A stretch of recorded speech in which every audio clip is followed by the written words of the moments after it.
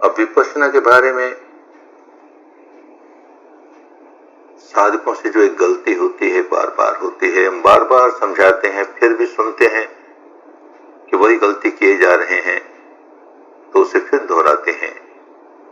ऐसी गलती नहीं होनी चाहिए। ये जो हम शरीर की संवेदनाएं देख रहे हैं, क्या अर्थ है इसका? क्योंकि हमारे पूर्व कर्मों का संग्रह भिन्न भिन्न प्रकार का है, अच्छा भी है, बुरा भी है,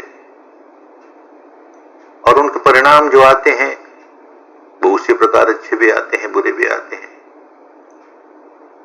और भी अन्य अनेक कारणों से हमारे शरीर में संवेदनाएं पैदा होती हैं, सुखद भी दुखद भी। हम ये सीखते हैं विपश्यना से कि चाहे जैसी संवेदना हो, हम उसके प्रति अनित्य भाव ही रखेंगे, न किसी सुखद संवेदना को अच्छी मानकर राग पैदा करेंगे, न किसी दुखद संवेदना को बुरी मान के द्वेष पैदा करेंगे। ये बात बार बार कहते हैं, लेकिन फिर भी जब कोई साधक साधिका आती है हमारे पास कि पहले तो मुझे सारे शरीर में प्रवाह मिलता था, अब नहीं मिल रहा, मेरी साधना खराब हो गई, तो हंसी भी आती है, दया भी आती है। देखो इतने दिन साधना करते हो गए, ये होश नहीं आया कि साधना का लक्ष्य, ये जो प्रवाह मिलता है सूक्ष्म तरंगों का, ये हमारा अंतिम लक्ष्य नहीं है।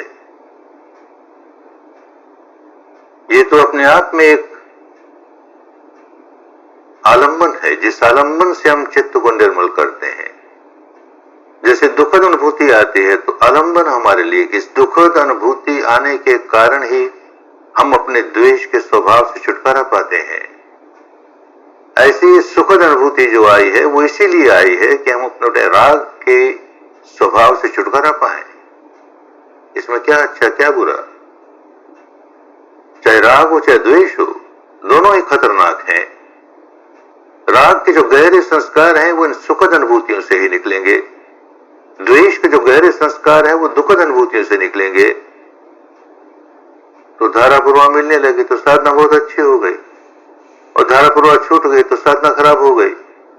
अरे तो समझे ही नहीं, मानो सुखद अनुभूति के लिए सारा काम कर रहे हैं। अरे समता के लिए कर रहे हैं भाई, चित्त को निर्मल करना है।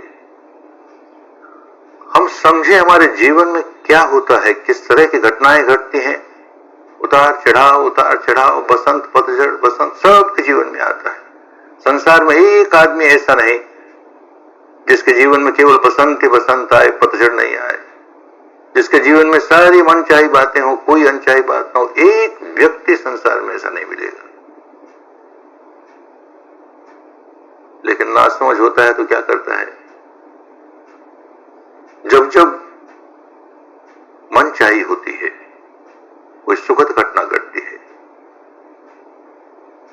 तो खुश होता है। खुश होने में कोई दोष नहीं, होना ही चाहिए, लेकिन उसके प्रति चिपकाव पैदा कर लेता है, आसक्ति पैदा कर लेता है। जो मनचाही घटना घटी उसी के प्रति आसक्त हो गया, और चाहे जितने मनचाही बात हो वो अनंत काल तक रहने वाली नहीं है, देर सवेर समाप्त होगी। तब क्या हालत होगी? एक तो जिस समय आसक्ति पैदा की उसी समय चित्त ने समता खो दी और हम व्याकुल हो गए, कभी भीतर देखा नहीं। ये देखने की आदत डालोगे तो देखोगे कि हम सुख भी जैसे सुख का आनंद लेना चाहिए वैसा आनंद नहीं ले पा रहे, क्योंकि सुख आता है तो उसके प्रति चिपकाव पैदा करते हैं, चिपकाव पैदा करते हैं, मन का संतुलन खो देते हैं, तो मन की शांति खो देते हैं, मन का सुख खो देते हैं। हम बिना चिपकाव के अपने सुख का आनंद देख भोगे, अरे तो सुख हमारे लिए हानिकारक नहीं हुआ, अन्यथा वही सुख कितना हानिकारक हो गया। जब आया तब उसने हमारे मन की समता खो करके हमें व्याकुल बनाया, और जिस दिन जिस समय जिस क्षण जाएगा उस समय कितना व्याकुल करेगा। जितनी गहरी आसक्ति हो गई उतनी व्याकुलता आने वाली है। बिल्कुल यही बात हमारी इन संवेदनाओं की है। संवेदना भाव सुखद आई, धारा प्रवाह आई, बड़ा अच्छा लगा, कोई दोष नहीं। पर आसक्त हो गए कि बस न जाने क्या मिल गया हमें, सारे शरीर में हमको सुखद ही सुखद, सुखद ही सुखद, ऐसी तरंगे ही तरंगे, अरे क्या मिल गया। आसक्ति पैदा कर ली, चिपकाव पैदा कर लिया।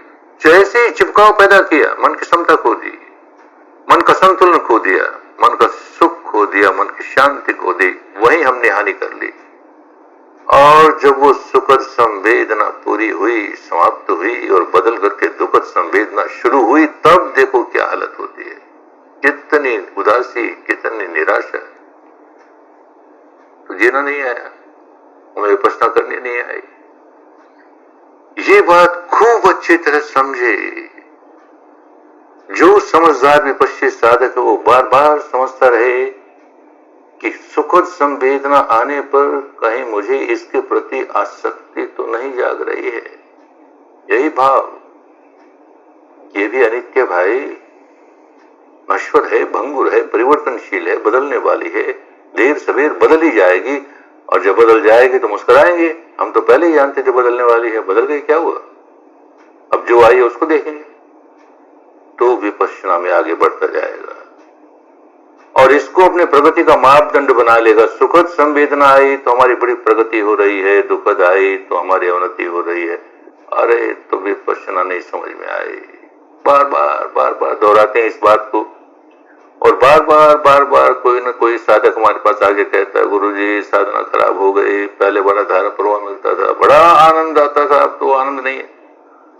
अरे समझे नहीं भाई तुम विपश्यना को, ऐसी भूल नहीं होनी चाहिए। एक दिन का शिविर इसलिए होता है कि फिर याद दिलाए ऐसी विपश्यना करनी।